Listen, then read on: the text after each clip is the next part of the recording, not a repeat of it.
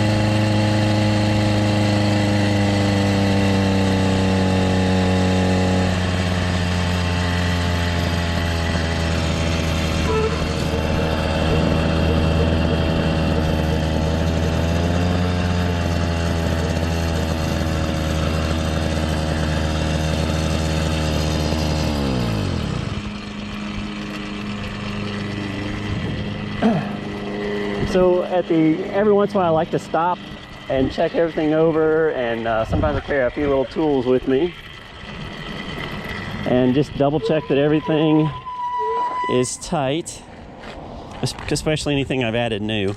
So with this new rear sprocket, I want to check to make sure that everything is nice and tight.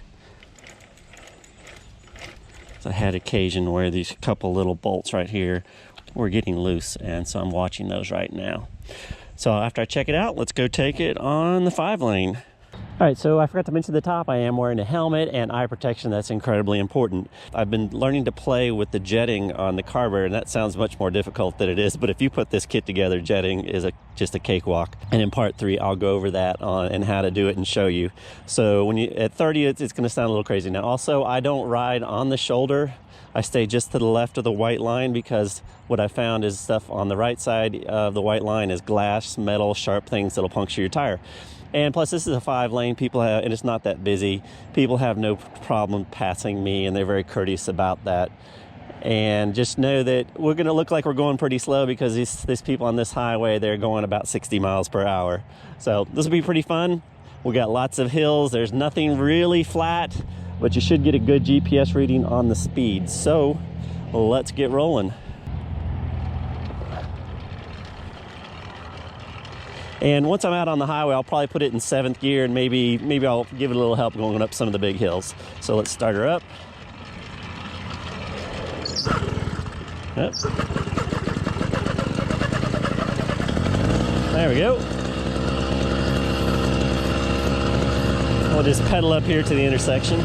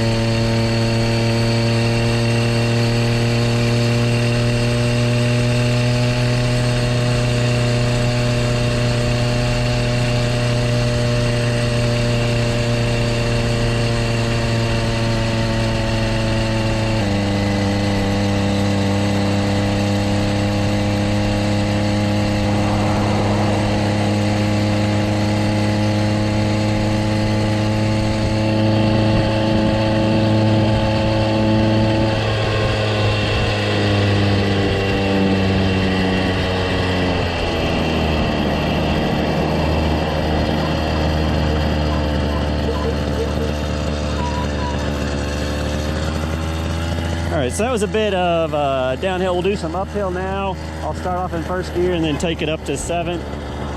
Take it up to 7th, maybe help it up the mountain a little bit.